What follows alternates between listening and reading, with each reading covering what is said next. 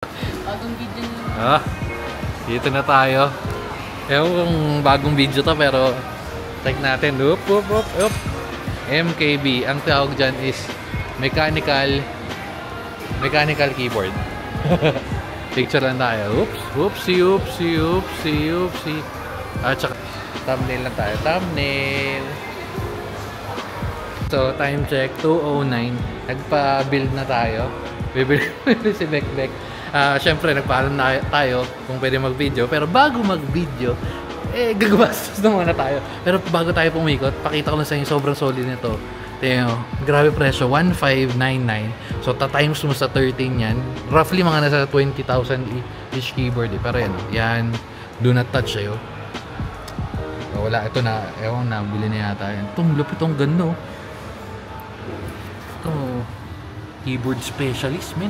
Dark Olivia. Utak to, parang ito yung sa GMK na website, Parang ganda nyo to. Parang ganda nyo, no? So, times, magkano yun? 13,000, no? Parang ganda nyan. Parang gusto ko yan. 16. 16,166. Parang... Teka, piniisip ko kung maganda yan. Hindi, sige, okay na muna. Hindi, yung binili natin, hulaan nyo kung ano yung binili natin. Kasi, wala pa tayo nabiling ganun. So, meron na rin silang mouse dito. Available mouse. VXC. Attack Shark. Nandito. Attack Shark, kompleto sila. Attack Shark X3, X6, Keychron M6, M3. Wala silang M3. X6. Tapos meron silang lagay ng dito headset. Yan. Tapos yan. Bago ikutin natin yung buong yan. Pero dito muna tayo para maganda ang bumili ng ganito. Times 3. Parang malupit. Pwede. Ito parang maganda rin to, Mga isda, no? Fish. Oh, ting angas. CCTV in operation. Okay lang. Nakapagpaalam tayo mag-video.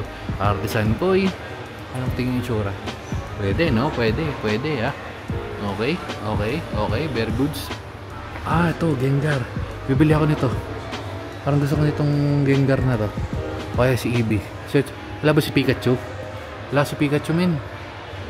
Wala si Pikachu, Ito si Pikachu. Kasi hindi siya mukhang Pikachu. Tingnan nga silipin niya.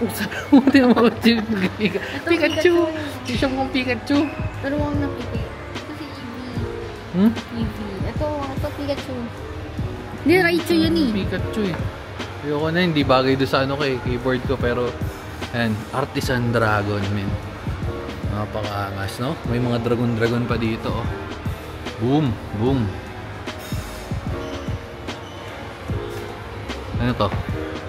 Sina Bulbasaur? Bulbasaur. Ayan, tapos meron rin silang mga stock. Ito meron na available na to sa Pilipinas, yung Keychron, K-Max. Ito dapat maganda sana tong KE, pero meron na tayo dun sa likod. Ayan. Tapos yung Sandamukak na Zuya. Ito yung available. Magkano ba to? 269 times 13. Magkano? 269 times 13. Ito yung binili natin sa Hong Kong, di ba? 279 times 13. 3.7. Pero parang naglalaro sa Singapore, magkano yun? Pero naglalaro ng 2.5 sa atin. 2.5, more or less. Ayan, tapos sa Lucky, meron tayo niyan, So, bibili ka ba nito? Keypad? Anong bibili mo dito?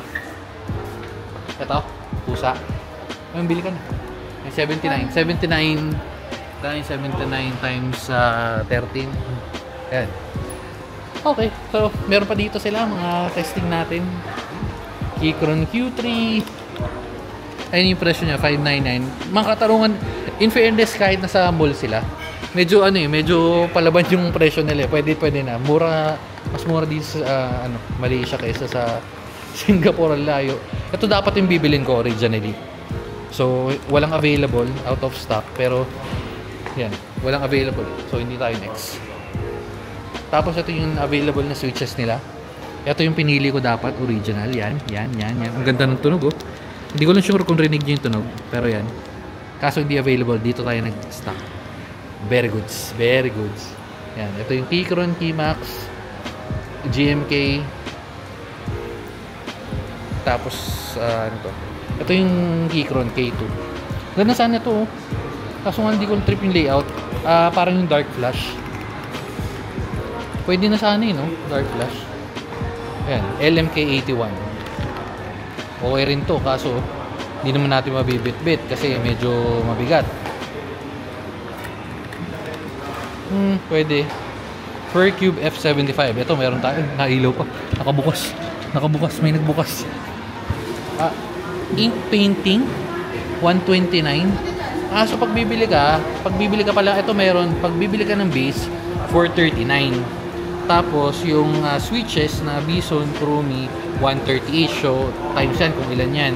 And then yung ink painting na keycap, which is ito yun, 129. So 439 times ito, tabi mo ng nasa ano, 100. 5, 6. Ayun, ito nga sakto 708 total. Pero may discount ka ng onte na 674. Oh, ano? Bibili ka pa ng keyboard? Kung gusto nyo, huwag mo na ituloy ang pagbili ng mechanical keyboard. Magastos. Hindi, medyo mura yun. Mahal pa rin, pero mas mura compared sa mga kumpara sa mga nabibili natin. Kasi, ano ba yan? Pinupunasan mo si mga pegs. Time check with mga pegs. 215. O yan, pero yun yung total. Pag bumili ka ng ganyan sa kanila, may discount. Ito laki ng discount oh. Ito yung binili natin sa sa Hong Kong, no? Singapore. Yung sa gilid, yung may parang factory. Singapore. Singapore. Mahal yung bili natin dun, pero yan. Yung original. 631. Ito, tingnan natin ha. Kukompute natin. Tanong natin kayo mga Peggy. 631. Ay, ewan ko kung nakikita nyo. Pero, yan, 631 times 13. 8,000. 8,000 to. Oo, di ba? Di ba? Pero pag sa Pilipinas, again, yung computation ko, based sa computation ko, naglalaro ng mga 5,000, 6,000, pero kung bubuuin mo pa, more or less mga 7. Anyway, so yan. Keychron Q2, okay din sana to, pero aluminum kasi medyo mabigat. Hindi aluminum. Aluminum yan, mabigat. O yan, tapos ito, MKB, meron na rin tayo niyan. Ito, ha? Hindi ko alam. Ayan, yung Lumen Keymager. Ito sana talaga, itong dalawang beses na akong nagtangkang bumili ng ganito sa Singapore tsaka sa Hong Kong, pero wala silang available, out of stock. Ito DK74, wala kasi niyan. Tapos yung last, City Tester. Yan, Attack Shark, Lucky, MKB White. Dami rin, no? Halos karamihan GMK. Bumili si Bekbek ng ng mousepad. Ayun lang. Tapos available na mga keycaps, switches. Ito yung pakita ko sa inyo yung binili nating keycaps. Ito meron na tayong ganyan. Tapos yung mga normal na keycaps, no? Post nyo na lang. Post nyo na lang. Ito, may rin to eh. Ang tagal ko na namitingin ng ganito eh. Maganda rin pala to, no? Gray. Yan. Pero ito yung binili natin. Very good. So, waiting na lang tayo sa waiting na lang tayo. Okay na pala. Ayun na pala. Buo na pala. Ayan. So, okay na. Ito na yung binili natin. Saktong-sakto. Tayo na sponsor. Parang napasimangot siya dun. Pero na tayo, bumili na tayo. Pero next review na natin sa Sabado na yan. Tapos ito yung original na binili natin. Nakita nyo naman habang nagbabayad siya dyan. May nakita pala ako dito. Ito yung tinitingnan ko. Mayroong Keychron, no? Keychron sila dyan. Pulsar. Lemon. M6. Ay, may available na silang M6 dito. Ha? Oy, stickers. How about free keyboard? I can't do that. Thank you. Do you want me to build it for? Siyempre parang may unboxing na yun kasama. Ayan. Pero yun, na-chika pa tayo. So meron sila na itong available na ganito. Ano po? Aria. Tangzu. No? Ano itong mga to? Born for Music. Hindi mo naman makikita yan. Pero ito yung available na switches nila. Available na switches. So, Kahit sa ang brand, pero di ko sa is it like a standard 1-year warranty? Yeah, 1 year warranty. Okay.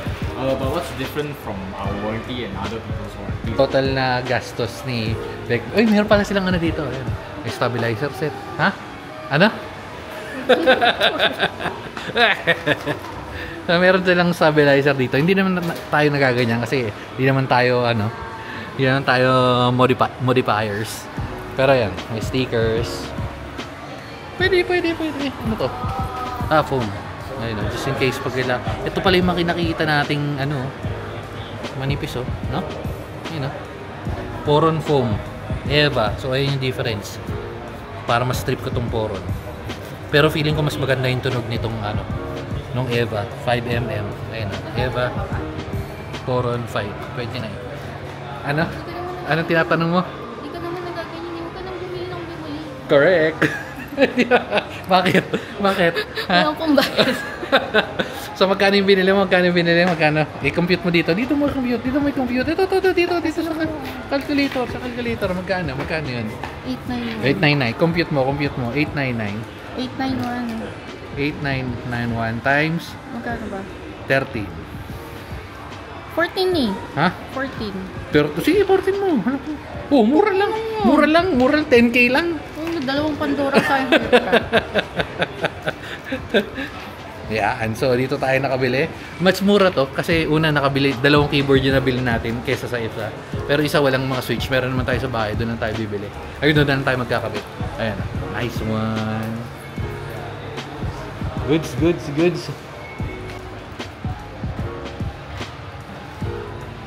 Yan, nakabili lang tayo ng keyboard. Pinapawi na tayo. So, yan na. Successful na. Tutuloy na natin isang video natin dun sa normal na video. Parang may Pandora. Walang Pandora dito. Bye na guys. Ito na yung video natin sa unboxing. Mabilis lang yung transaction. Pero bibili na tayo ng Isik Reame o ng Pandora. Kake. Hindi, wala na. Sige na, bye.